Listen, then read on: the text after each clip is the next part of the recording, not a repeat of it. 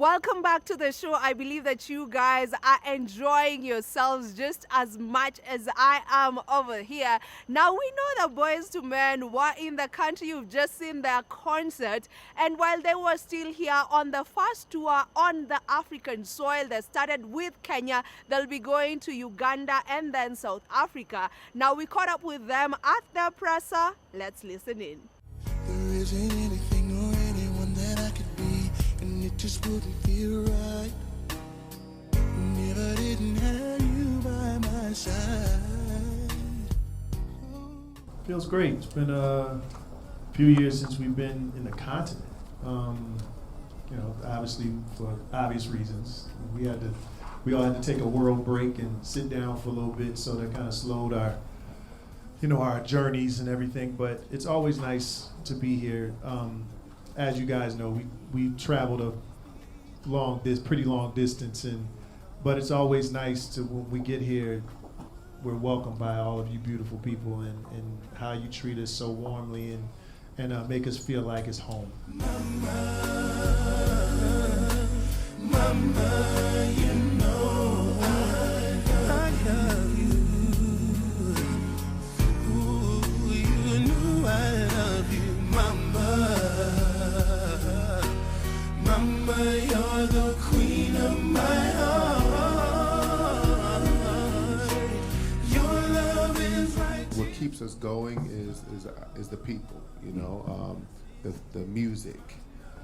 What Boyz II Men has always represented was, music from the heart, lyrical content, emotions, and just expressions of love.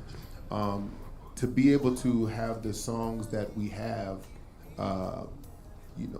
last this long, it's amazing. It's something that you can't really forecast. We just feel like, as long as music exists, Boyz II Men will exist. We weren't a contrived group. We didn't, come up and a manager or a record company said, oh, we want to put this guy in, that guy in, and that guy in. We went to the High School for Creative and Performing Arts, and we sung music.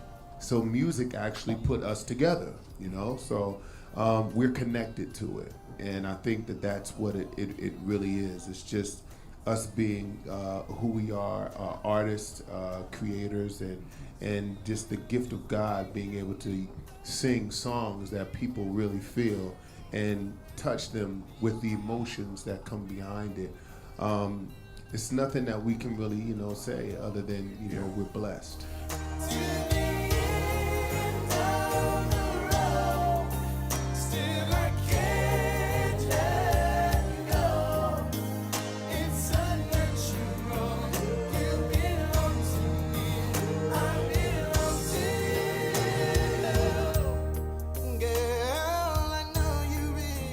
We came straight out of school, right into that. That was pretty much our life, and there was literally no break for us. I mean, every day of the week it was something going on with Boyz II Men for at least the first 9 years of our careers. So we got to a point where being around each other like brothers every day, it's like you get to a point like, 2 years ago this was fine. Now you're too close to me. I think that the fact that Boyz II Men's music crossed over, it allowed us to, and we cultivated enough of the world, it allowed us to take a step back. But when we did that, music changed.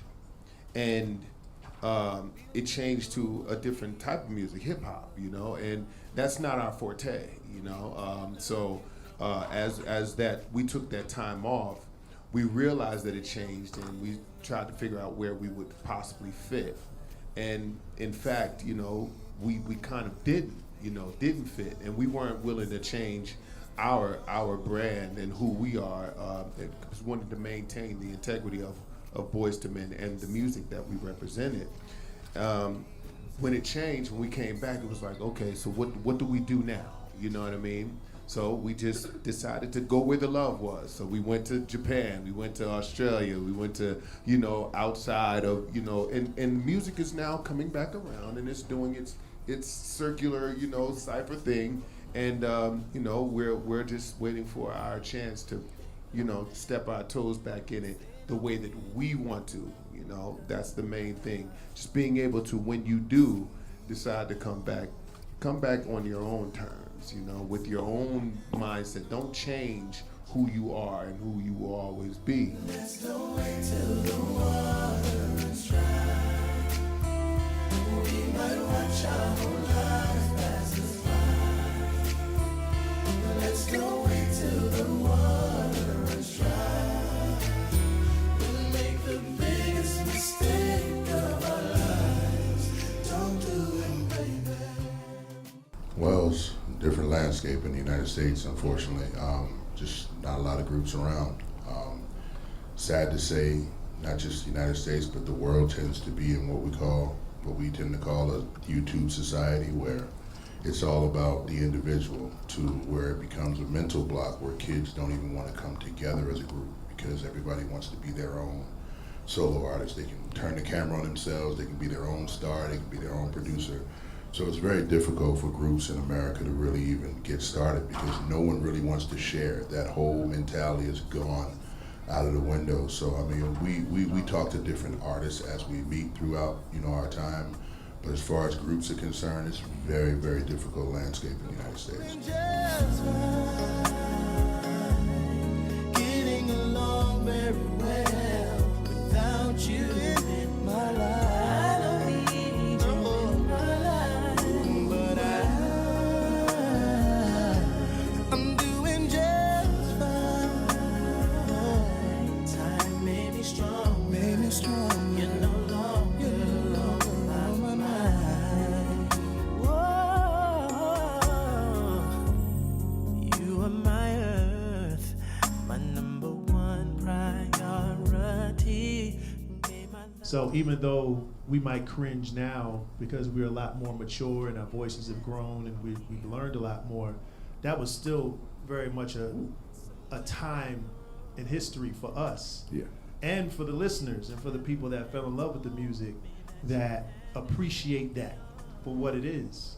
It's still beautiful, but as musicians, we're our toughest critics. And we're always gonna listen to our stuff and say, man, I wish I did that over, or I'd add this or that. That's just, you know, just innate as music people. You're Yeah. always gonna try and want to do something better, but nah, man, Yeah. Cooley High Harmony was, even with our Yeah. maturing voices and teenage throats, like it was still, it was still a good moment. And for the other us. thing about it is that, like Sean said, when it comes to being a time capsule, it's one of those things where out of all the songs, all the things we've ever done in our life, that first album, no music can ever be done that way, meaning the fact that from the time we were born to the time we walked in the studio, every influence, every hand we shook, every person we met, every time we cried, every morning we woke up, all of that was put into that first album. Like from the beginning of our lives until that album was the first album. That time period's never coming back again. And even as you move into further albums, none of that can ever happen again because, you know, we weren't Boyz II Men. We were just kids growing up on the street. All of our influences, everybody we hung out with, everything we did, all of that lyrically, musically was put into that album. And we couldn't even put that into the next album because we only had 2 years. So that was the longest we ever had to put an album together with all of the influences that we ever had in our life. And then after that, you roll into a year or 2 years and 1 year. You just don't have enough time. So that's special in that way we don't have the time to ever do an album like that. Yeah. I'm down on bending knee. I'll never walk again until you come back to me. We all kind of take the helm Yeah. behind the lead vocal thing. Honestly, that's kind of what made Boyz II Men when we first came out sort of stand out above, you know, other guys that came out.